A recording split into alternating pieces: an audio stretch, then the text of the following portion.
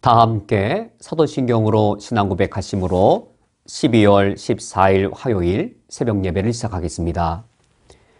전능하사 천지를 만드신 하나님 아버지를 내가 믿사오며 그 외아들 우리 주 예수 그리스도를 믿사오니 이는 성령으로 잉태하사 동정녀 마리아에게 나시고 본디오 빌라도에게 고난을 받으사 십자가에 못 박혀 죽으시고 장사한 지 사흘 만에 죽은 자 가운데에서 다시 살아나시며 하늘에 오르사 전능하신 하나님 우편에 앉아 계시다가 저리로서 산자와 죽은 자를 심판하러 오시리라.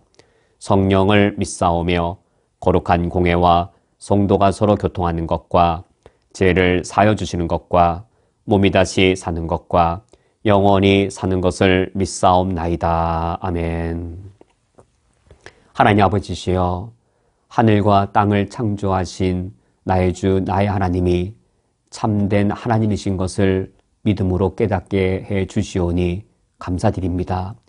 그러하기에 내가 오늘 하루를 살아갈 때 헛된 것을 섬기지 아니할 수 있사오니 오늘 주님이 내게 맑은 영을 허락해 주시어 온전히 참 하나님 주님만을 섬기는 오늘 하루가 되게 해 주옵소서. 예수 그리스도의 이름으로 기도합니다. 아멘. 오늘 성경 말씀은 신약성경 마태복음 4장 18절부터 22절까지의 말씀입니다. 오늘 성경 말씀을 제가 봉독해 드리겠습니다. 갈릴리 해변에 다니시다가 두 형제 곧 베드로라 하는 시몬과 그의 형제 안드레가 바다에 금을 던지는 것을 보시니 그들은 어부라. 말씀하시되 나를 따라오라. 내가 너희를 사람을 낚는 어부가 되게 하리라 하시니 그들이 곧 그물을 버려두고 예수를 따르니라. 거기서 더 가시다가 다른 두 형제 곧 세베대의 아들 야고보와 그의 형제 요한이 그의 아버지 세베대와 함께 배에서 금을 깃는 것을 보시고 부르시니 그들이 곧 배와 아버지를 버려두고 예수를 따르니라. 아멘. 우리 예수님께서는 메시아 사역을 시작하실 때 예루살렘을 중심으로 한 유대 지역에서 시작하신 것이 아니라 가버나움을 중심으로 한 갈릴리 지역에서 메시아 사역을 시작하셨습니다. 우리가 어제 묵상한 이 마태복음 4장 17절 말씀처럼 이 갈릴리에서 메시아 사역을 시작하실 때 이때부터 비로소 회개하라 천국이 가까이 왔느니라라고 천국 복음을 선포하셨습니다. 이때부터 비로소 예수님의 메시아로서의 공생애가 시작되었습니다. 그러면 예수님께서 이와 같이 메시아의 사역을 시작하실 때 메시아 사역의 시작과 함께 더불어 가장 먼저 하신 일이 무엇이었는가? 메시아 사역의 시작과 더불어 가장 먼저 행하신 이 중요한 일이 무엇이었는가? 그것이 바로 오늘 성경 말씀입니다. 오늘 성경 말씀에서 예수님의 메시아 사역의 시작에 가장 더불어 함께 하신 이 일, 우리 기독교 신앙의 아주 중요한 이 부분이 무엇인지를 오늘 성경 말씀이 우리에게 가르쳐주고 있습니다. 그것은 바로 제자를 부르신 일이었습니다. 오늘 성경 말씀에서는 베드로와 안드레를 부르시고 또 세베대의 두 아들인 야고보와 요한을 제자로 부르십니다. 18절 말씀에 갈릴리 해변을 예수님께서 다니시다가 두 형제를 목격하게 되는데 베드로라 하는 시몬과 그 시몬의 형제인 안드레였습니다. 그들은 어부였기 때문에 바다에 그물을 던지고 있었는데 그 모습을 예수님이 보십니다. 그리고는 그들을 향해 예수님께서 명령하시기를 19절 말씀에 나를 따라오라라고 명령하십니다. 이 따르다란 이 말, 또 따라가다란 이 말이 제자의 공적인 표현입니다. 나를 따라오라, 나를 따르라, 나를 따라오라라고 하는 것은 제자로 부르시는 이 어구이고, 이렇게 예수님께서 베드로와 안드레를 향해 나를 따르라. 내가 너희를 나의 제자로 삼겠다라고 제안하시고 명령하실 때에 이때의 20절 말씀에 그들이 곧 그물을 버려두고 예수를 따르니라. 이 따르다란 말이 제자에 대한 용어가 되어집니다. 따르는 자, 제자입니다. 예수님께서 베드로와 안드레에 대해 나를 따르라, 나를 따라오라라고 제자로 부르셨고 이 제자의 부르심에 대해 이 두 사람이 예수를 따르니라 순종으로 응답함으로 이 베드로와 안드레가 예수님의 제자가 되었습니다. 예수님께서는 21절에 거기서 더 가시다가 라고 하여서 이 두 명의 제자를 부르시는 거로 그치는 것이 아니라 또 다른 두 명을 제자로 부르십니다. 그 두 형제는 세베대의 두 아들이었는데 21절 말씀에 따르면 야고보와 그의 형제 요한이었습니다. 그들이 그의 아버지 세베대와 함께 그물을 해변가에서 깁고 있었는데 그들을 보고 예수님께서 제자로 부르셨습니다. 그 부름에 응답해서 22절 말씀에 그들이 곧 배와 아버지를 버려두고 예수를 따르니라 라고 하여서 이 두 형제 야고보와 요한도 예수님의 제자가 되었습니다. 예수님께서 이 갈릴리에서 메시아 사역을 시작하실 때 더불어 가장 먼저 하신 일은 무엇이었는가? 그것은 바로 제자를 삼으시는 일이었습니다.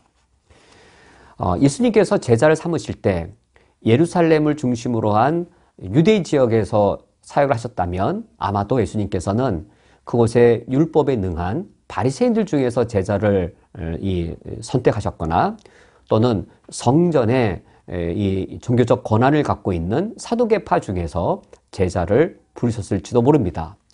그러나 예수님께서는 어떤 종교적으로 그리고 또 율법적으로 어떤 권위와 정통성을 주장하는 유대교의 심장부인 예루살렘을 중심한 이 유대 지역에서 제자를 부르신 것이 아니라 그러한 어떤 정통의 엘리트와 거리가 먼 오히려 정반대인 가난하고 남루한 사람들이 아주 밀집하여 살아가는 그러한 지역 갈릴리에서 예수님의 제자를 선택하셨습니다. 그 당시에 이 어부가 과연 예루살렘의 사두개인이나 율법학자들에 비교한다면 유대교에 있어서 주변부, 언저리에 있는 사람들인 것이죠. 예수님께서는 그런 갈릴리의 그런 어부들 중에서 예수님의 첫 번째 제자로 네 사람을 부르셨습니다. 우리가 그 이후에 예수님의 생애를 잘 알고 있습니다. 예수님의 주변에는 항상 많은 사람들이 있었고 그들이 무리를 형성하고 있었습니다. 예수님께서 오병이어의 기적을 일으키는 그 현장, 수많은 사람들이 무리가 되어서 예수님의 기적에 환호하고 예수님을 메시아로 삼자라고 그들이 예수님을 추앙하고 있었습니다. 또는 예수님께서 수많은 사람들이 보고 있는 가운데 중풍병자를 치유하셨는데 중풍병자가 치유되는 놀라운 기적들을 목격할 때에 그 무리들은 예수님의 그 기적 가운데 예수님을 환호하고 기뻐하고 환대하고 그들의 메시아로 예수님을 추앙하고 있었습니다.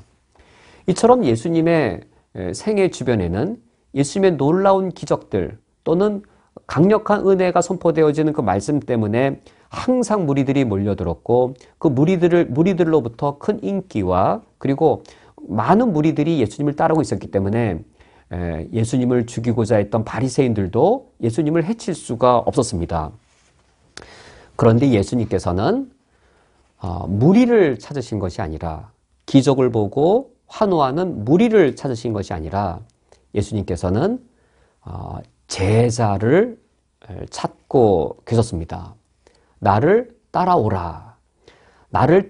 예수님을 따를 제자를 처음부터 예수님께서는 찾고 계셨고 지금의 첫 제자들은 4명이지만 12명의 제자의 그룹이 완성될 때까지 예수님께서는 제자들을 계속 부르실 것입니다.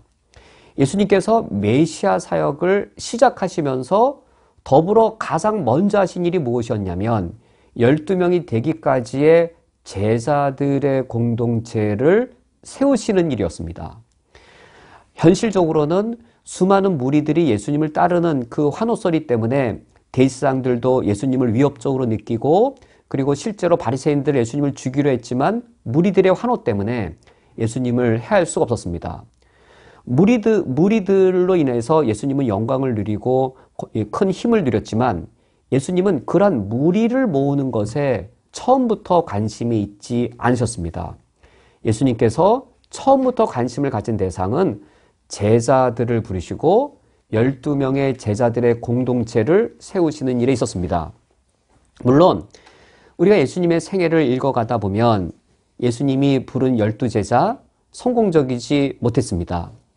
예수님께서 십자가의 길을 따라갈 제자들을 찾으셔서 12명을 형성했지만, 실제로 예수님 앞에 십자가의 길이 닥칠 때, 그리하여 예수님의 제자가 그 십자가의 길을 같이 따라가야 될 상황이 되었을 때, 베드로는 예수님을 3번이나 부인하고 심지어 예수님을 저주하고 도망칠 정도였고, 예수님이 체포되어 십자가의 길을 가실 그 순간에 이 겟세마네 동산에서 예수님의 제자들은 다 도망치고 말았습니다.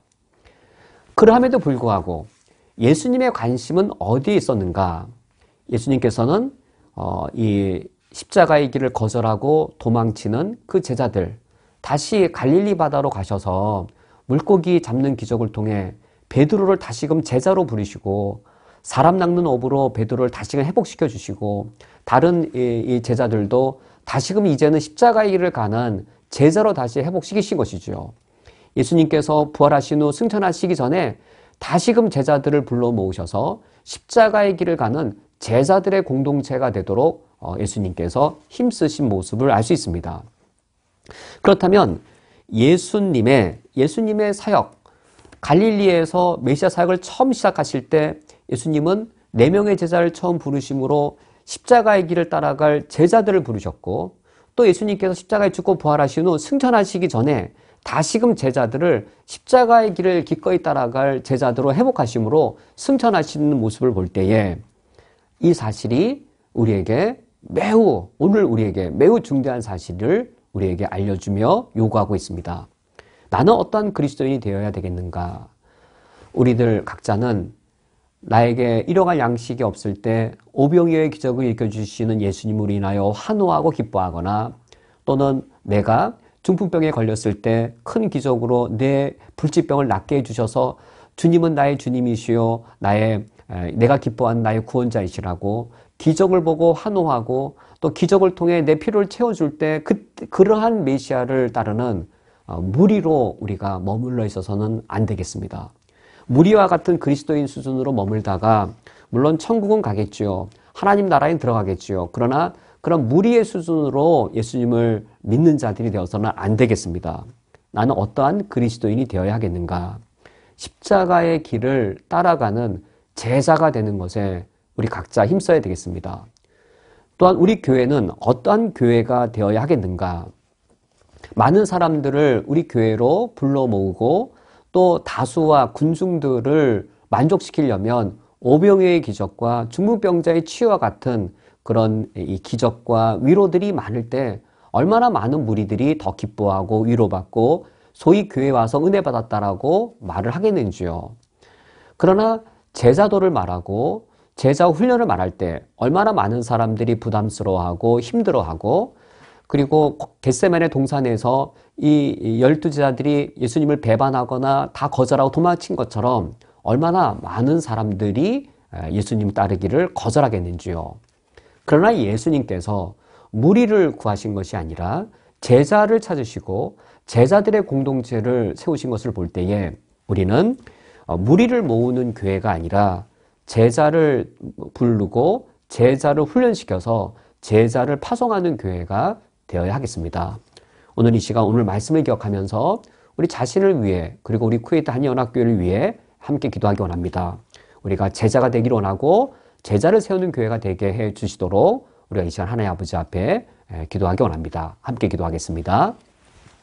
하나님 아버지시여, 예수님께서 메시아 사역을 시작하실 때에 무리를 찾으시고 무리를 만들어내시는 것에 뜻을 두신 것이 아니요 처음부터 제자를 부르시고 제자들의 공동체를 세우시는 것을 더불어 메시아 사역과 함께 시작하신 말씀을 듣습니다. 오늘 말씀을 볼 때 기독교 신앙의 중심부는 많은 무리를 불러내는 것에 있지 아니하며 예수님의 십자가의 길을 따라갈 제자를 부르고 십자가의 길을 능히 갈 수 있도록 제자로서 훈련받으며 제자로서 세상에 흩어져서 예수 그리스도께서 하늘과 땅의 통치자이시며 온 인류의 구원자이심에 그 복음을 선포하는 것에 있음을 저희 다시 한 번 더 말씀을 통해 도전을 받습니다. 내가 그러한 제자가 되게 하여 주시옵고 우리 교회가 그러한 공동체가 되게 해 주옵소서. 예수 그리스도의 이름으로 기도합니다. 아멘. 다 함께 주기도로 오늘 예배를 폐하겠습니다. 하늘에 계신 우리 아버지여, 이름이 거룩히 여김을 받으시오며 나라가 임하시오며 뜻이 하늘에서 이루어진 것 같이 땅에서도 이루어지이다. 오늘 우리에게 일용할 양식을 주시옵고 우리가 우리에게 죄 지은 자를 사하여 준 것 같이 우리 죄를 사하여 주시옵고 우리를 시험에 들게 하지 마시옵고 다만 악에서 구하시옵소서. 나라와 권세와 영광이 아버지께 영원히 있사옵나이다. 아멘. 샬롬. 오늘도 평강과 은총의 주님께서 우리 성도님들의 모든 삶을 세밀하게 지켜주시기를 기원합니다. 내일 아침에 다시 주님 안에서 만나 뵙겠습니다.